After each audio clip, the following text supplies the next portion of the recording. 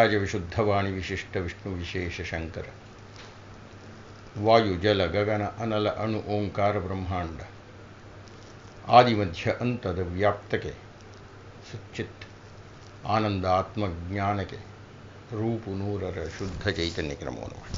ನಮಸ್ಕಾರ ಗುರುಗಳೇ. ನನ್ನ ಹೆಸರು ಕೃಷ್ಣಸ್ವಾಮಿ ಅಂತ. ವಿಶಿಷ್ಟಾದ್ವೈತ ಮತ್ತು ದ್ವೈತ ಅದ್ವೈತಕ್ಕೆ ಇರುವ ವ್ಯತ್ಯಾಸಗಳನ್ನು ದಯವಿಟ್ಟು ತಿಳಿಸ್ಕೊಡಿ ಗುರುಗಳೇ. ನಮಸ್ಕಾರ. ಮಾನ್ಯ ಕೃಷ್ಣಸ್ವಾಮಿಗಳಿಗೆ ನಮಸ್ಕಾರ. ನಿಮ್ಮ ಪ್ರಶ್ನೆ ಬಹಳ ಪುಟ್ಟದಾಗಿದ್ದರೂ ಉತ್ತರ ಬಹಳ ದೀರ್ಘವಾಯಿತು. 7 ಸಂಚಿಕೆಗಳನ್ನು ಆವರಿಸಿತು. ಯಾಕೆಂದರೆ ನಿಮ್ಮ ಪ್ರಶ್ನೆಯ ತೂಕ ಅಂಥದ್ದು. ಇಡೀ ಭಾರತವನ್ನು ವ್ಯಾಪಿಸಿರತಕ್ಕಂಥ ಅಥವಾ ಭಾರತದಲ್ಲಿ ಅತ್ಯಂತ ಪ್ರಸಿದ್ಧ ಪ್ರಖ್ಯಾತವಾಗಿರತಕ್ಕಂಥ 3 ಸಿದ್ಧಾಂತಗಳನ್ನು ಕುರಿತು ನೀವು ಪ್ರಶ್ನೆ ಮಾಡಿದ್ದೀರಿ. ಹಾಗೆ ಅದು ಇಷ್ಟು ವಿಸ್ತಾರ ಆಯಿತು.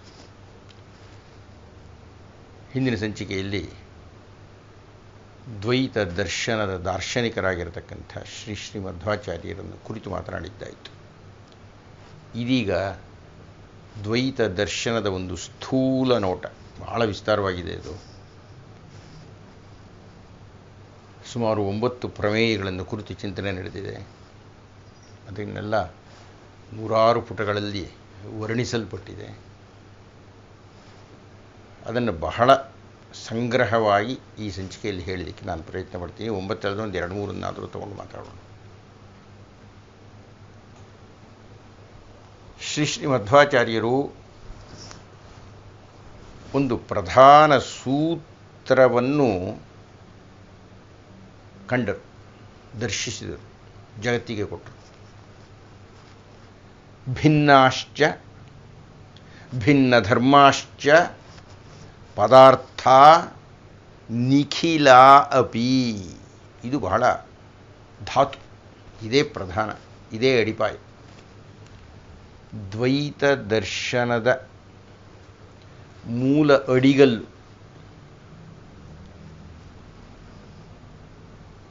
ಶ್ರೀ ಮಧ್ವಾಚಾರ್ಯರು ದರ್ಶಿಸಿದ್ದು, ಅಧ್ಯಯನ ಮಾಡಿದ್ದು, ಕಂಡಿದ್ದು, ವಿಸ್ಮಿತರಾಗಿದ್ದು,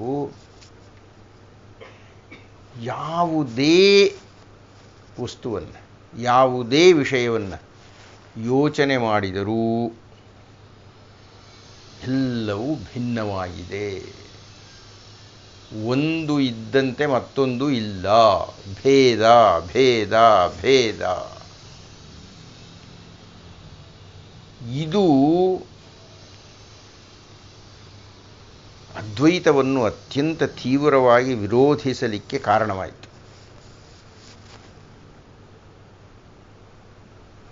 ಅವರು ಅವರ ದರ್ಶನದಲ್ಲಿ 4 ಪ್ರಧಾನ ಅಂಶಗಳನ್ನು ಗಮನಿಸಿದರು. ಮೊಟ್ಟ ಮೊದಲನೇದು, ಯಾವುದೋ ಒಂದು ಮತ್ತೊಂದಕ್ಕೆ ಸಮಾನವಾಗಿದೆ, ಸರಿಯಾಗಿದೆ, ಒಂದು ಇನ್ನೊಂದು ಇದ್ದಂತೆ ಇದೆ ಅನ್ನತಕ್ಕಂಥದ್ದು ಪರಮ ಸುಳ್ಳು. ಪ್ರಪಂಚದಲ್ಲಿ ಯಾವುದೇ ಒಂದು ವಸ್ತು ಮತ್ತೊಂದು ವಸ್ತುವಿನಂತೆ ಇಲ್ಲ. ಇದೇ ಅದರ ವಿಶೇಷ. ಹಸು ಅಂತಿದ್ದ ಹಾಗೆ ಹಸು ಅನ್ನತಕ್ಕಂಥದ್ದಕ್ಕೆ ಒಂದು ವಿಶೇಷ ಇದೆ. ಅದು ಬೇರೆ ಇನ್ಯಾವುದೂ ಇದ್ದ ಹಾಗಿಲ್ಲ. ಅದು ಹಸು ಹಸುವೇ.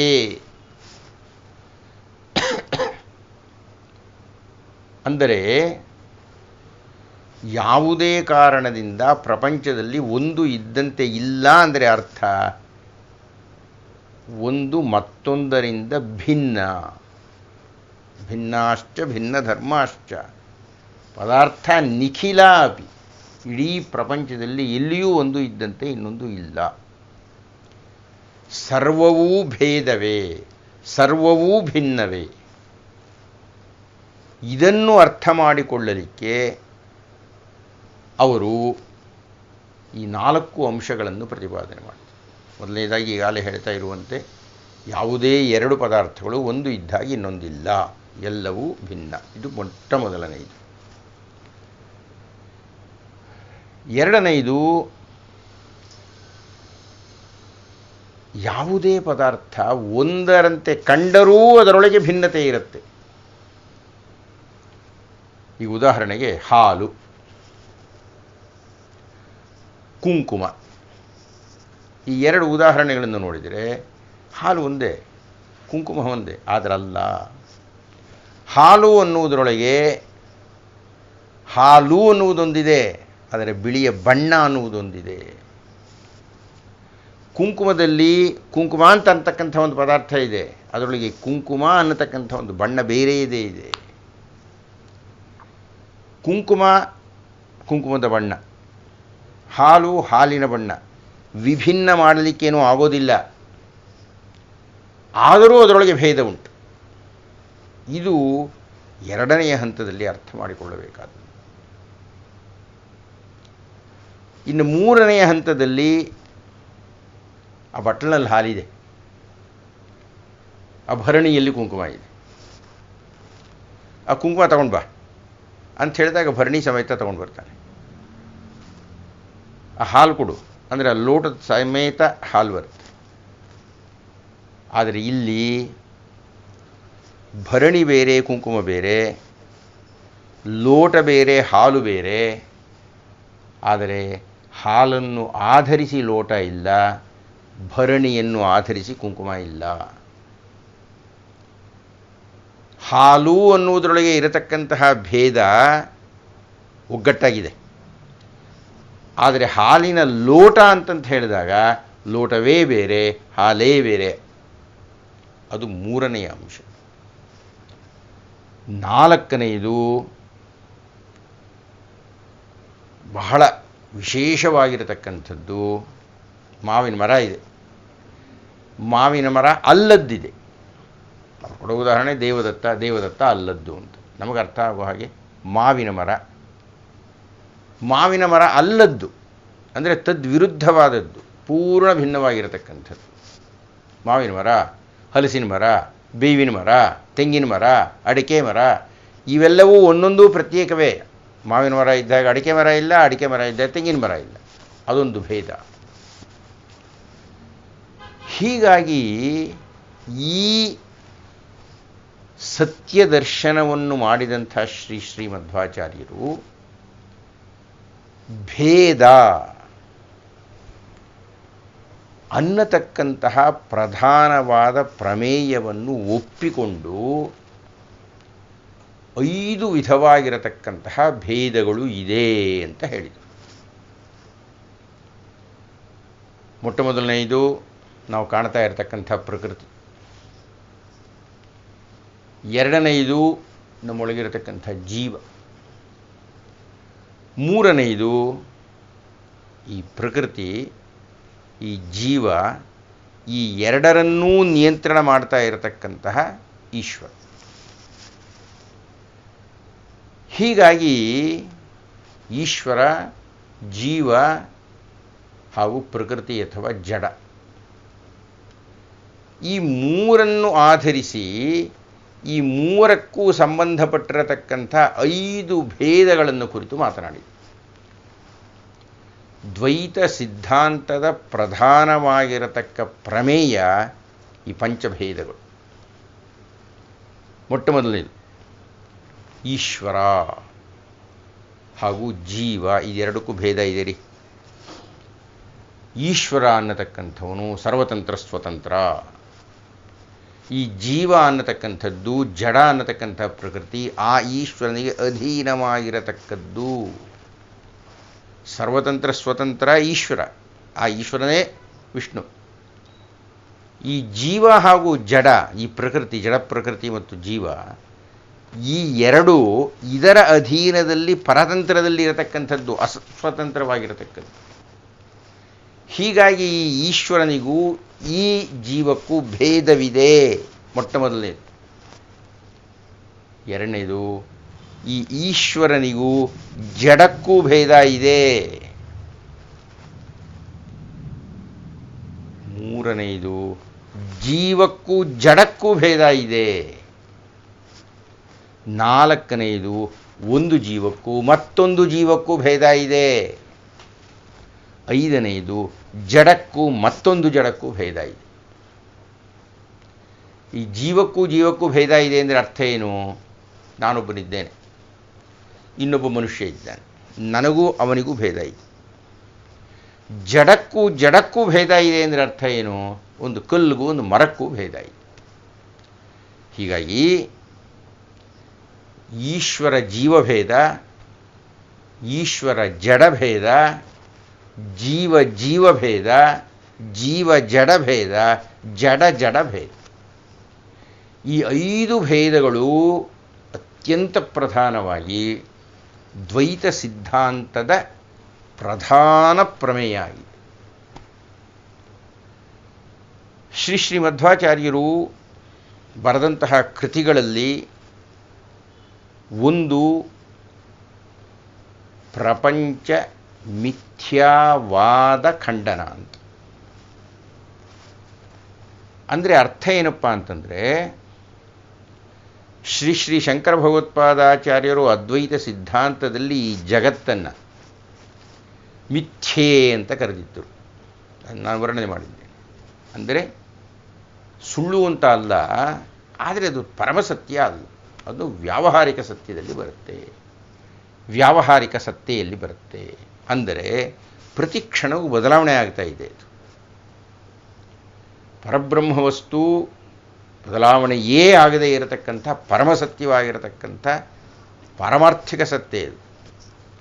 ಆದರೆ ಈ ವ್ಯವಹಾರದಲ್ಲಿರತಕ್ಕಂಥ ಜಗತ್ತು ಮತ್ತೆ ಮತ್ತೆ ಮತ್ತೆ ಮತ್ತೆ ಪ್ರತಿ ಕ್ಷಣವೂ ಬದಲಾವಣೆ ಆಗ್ತಾ ಇರೋದರಿಂದ ಅದು ಸತ್ಯವಲ್ಲ. ಮತ್ತೇನದು? ಸುಳ್ಳಲ್ಲ ರೀ, ಏನು ಅನುಭವಿಸ್ತಾ ಇದ್ದೀವಿ, ಸುಳ್ಳಲ್ಲ, ಸತ್ಯವಲ್ಲ. ಆದ್ದರಿಂದ ಅದನ್ನು ಮಿಥ್ಯೆ, ಮಾಯೆ ಅಂತ ಕರೆದರು. ಆದರೆ ಶ್ರೀಮನ್ ಮಧ್ವಾಚಾರ್ಯರು ಅದು ಪರಮಸತ್ಯ ಅಂತ ಹೇಳಿ, ಆದ್ದರಿಂದಲೇ ಆ ಪ್ರಪಂಚ ಮಿಥ್ಯಾವಾದ ಖಂಡನ, ಈ ಪ್ರಪಂಚ ಏನು ಮಿಥ್ಯೆ ಅಂತ ಹೇಳಿದ್ದಾರೆ, ಅದನ್ನು ನಾನು ಖಂಡಿಸಿ ಈ ಪ್ರಪಂಚ ಅನ್ನತಕ್ಕಂಥದ್ದು, ಈ ಪಂಚೇಂದ್ರಿಯಗಳಿಗೆ ಸಾಕ್ಷಿಯಾಗಿರತಕ್ಕಂಥದ್ದು, ಯಾವುದನ್ನು ನಾವು ಪ್ರತಿಕ್ಷಣವೂ ಅನುಭವಿಸ್ತಾ ಇದ್ದೇವೋ ಆ ಪ್ರಪಂಚ ಅನ್ನೋದು ಪರಮಸತ್ಯ ಅಂತ ಹೇಳಿ. ಇದರ ಜೊತೆಗೆ ಅದ್ವೈತ ಸಿದ್ಧಾಂತಕ್ಕೂ ವಿಶಿಷ್ಟ ಸಿದ್ಧಾಂತಕ್ಕೂ ವಿಭಿನ್ನವಾಗಿ ಶ್ರೀಮನ್ ಮಧ್ವಾಚಾರ್ಯರು ತಳೆದಂತಹ ಒಂದು ಪ್ರಧಾನವಾದ ನಿಲುವು ಏನು ಅಂದರೆ, ಬ್ರಹ್ಮ ಸತ್ಯ ಒಂದೇ ಅಂತಂತ ಭಗವತ್ಪಾದರು ಹೇಳಿ ಮುಗಿಸಿದರು. ಶ್ರೀ ರಾಮಾನುಜಾಚಾರ್ಯರು ಈ ಜೀವ ಹಾಗೂ ಪ್ರಕೃತಿ ಇದೆಯಲ್ಲ, ಹಿಂದಿನ ಸಲ ನಾವು ಮಾತಾಡಿದ್ವಿ, ಚಿತ್ ಹಾಗೂ ಅಚಿತ್ ಅಂತ. ಈ ಚಿತ್ ಹಾಗೂ ಅಚಿತ್ ಅನ್ನತಕ್ಕಂಥದ್ದು ಎರಡೂ ಆ ಪರಮ ಪುರುಷನ ವಿಶೇಷಣಗಳು ಇದ್ದ ಹಾಗೆ, ಆತನ ದೇಹದ ಅಂಗಗಳು ಇದ್ದ ಹಾಗೆ ಅಂತ ಹೇಳಿದರು. ಶ್ರೀ ಮಧ್ವಾಚಾರ್ಯರು ಆ ಸಿದ್ಧಾಂತವನ್ನು ಸಂಪೂರ್ಣವಾಗಿ ತಿರಸ್ಕರಿಸಿ ಅದಕ್ಕೂ ಇದಕ್ಕೂ ಸಂಬಂಧವೇ ಇಲ್ಲ ಅಂದ್ಬಿಟ್ರು. ಅದು ಸ್ವತಂತ್ರವಾಗಿರತಕ್ಕಂಥ ಪರಮಪುರುಷ, ಅಪುರುಷ ಶ್ರೇಷ್ಠ, ಅದು ಹತ್ತಿರಕ್ಕೂ ಹೋಗೋಕ್ಕಾಗಲ್ಲ, ಹತ್ತಿರಕ್ಕೆ ಹೋಗಬಹುದಷ್ಟೇ, ಭಿನ್ನವಾಗೇ ಇರಬೇಕು. ಈ ಜೀವ ಪ್ರಕೃತಿ ಎರಡು ಸಂಪೂರ್ಣವಾಗಿ ಅಸ್ವತಂತ್ರವಾದ್ದರಿಂದ ಶ್ರೀ ರಾಮಾನುಜಾಚಾರ್ಯರು ಹೇಳಿದಂತೆ ಅದಕ್ಕೆ ಎಡಗೈ ಬಲಗೈ ಇದ್ದಂತೆ ಅಲ್ಲ, ಅದು ಸಂಪೂರ್ಣವಾಗಿ ವಿಭಿನ್ನ. ಮೊದಲಿನಿಂದಲೂ ವಿಭಿನ್ನವಾಗಿತ್ತು, ಈಗಲೂ ಭಿನ್ನವಾಗಿದೆ, ಮುಂದೂ ಅಷ್ಟೇ. ಎಂದೆಂದೂ ಅವು ಅದರ ಹತ್ತಿರಕ್ಕೂ ಹೋಗಕ್ಕೆ ಸಾಧ್ಯ ಇಲ್ಲ. ಹತ್ತಿರಕ್ಕೆ ಹೋದರೂ ಸುಮ್ಮನೆ ಇರಬೇಕಷ್ಟೇ ದೂರದಲ್ಲಿ. ಭಿನ್ನತೆ ಅನ್ನತಕ್ಕಂಥದ್ದು ಬಹಳ ಪ್ರಧಾನವಾದದ್ದು. ಹೀಗಾಗಿ ಶ್ರೀ ಮಧ್ವಾಚಾರ್ಯರು ಹರಿಸರ್ವೋತ್ತಮತ್ವವನ್ನು ಸ್ಥಾಪನೆ ಮಾಡಿ, ಅದನ್ನು ಶ್ರೀ ರಾಮಾನುಜಾಚಾರ್ಯರು ತಮ್ಮ ವಿಶಿಷ್ಟಾದ್ವೈತ ಸಿದ್ಧಾಂತದಲ್ಲಿ ಈಗಾಗಲೇ ಮಾಡಿದ್ದು. ಹರಿಸರ್ವೋತ್ತಮತ್ವವನ್ನು ಸ್ಥಾಪನೆ ಮಾಡಿ ಭೇದ ಜಗತ್ತನ್ನು ಒಪ್ಪಿ ಭೇದಗಳನ್ನು ವಿಮರ್ಶಿಸಿ ಈ ಭೇದ ಜಡ ಜೀವ ಈಶ್ವರರ ನಡುವೆ ಇರತಕ್ಕಂತಹ ನಂಟನ್ನು ಪ್ರಸ್ತಾವಿಸಿ ಈ ಜೀವ ಹಾಗೂ ಜಗತ್ತು ಅನ್ನತಕ್ಕಂಥದ್ದು ಎಂದೆಂದೂ ಪರಮೇಶ್ವರನಲ್ಲಿ, ಆ ಮಹಾವಿಷ್ಣುವಿನಲ್ಲಿ, ಆ ಪರಮ ಪುರುಷೋತ್ತಮನಲ್ಲಿ, ಆ ನಾರಾಯಣನಲ್ಲಿ, ಆ ಪರಬ್ರಹ್ಮ ವಸ್ತುವಿನಲ್ಲಿ ಐಕ್ಯವಾಗಲಿಕ್ಕೆ ಸಾಧ್ಯವೇ ಇಲ್ಲ, ಅದು ಎಂದೆಂದೂ ಪ್ರತ್ಯೇಕವಾಗಿರುತ್ತೆ ಅಂತ ತಮ್ಮ ವಾದವನ್ನು ಮಂಡನೆ ಮಾಡಿದರು. ಸದ್ಯಕ್ಕಿಷ್ಟು ಸಾಕು ಅಂತ ಅಂದ್ಕೊಳ್ಳೋಣ. ನಮಸ್ಕಾರ. ನಮಸ್ಕಾರ ಗುರುಗಳೇ. ತುಮಕೂರಿನಿಂದ ಕಾಂತರಾಜೇಶ್ವರ ಮಾತನಾಡುತ್ತಿದ್ದೇನೆ. ತಮ್ಮಲ್ಲಿ ನಾನು ಕೇಳಿಕೊಳ್ಳುವುದೇನೆಂದರೆ, ಭಾಗವತದ 24 ಗುರುಗಳ ಬಗ್ಗೆ ದಯಮಾಡಿ ವಿವರಿಸಲು ಕೇಳಿಕೊಳ್ಳುತ್ತೇನೆ. ನಮಸ್ಕಾರ ಗುರು.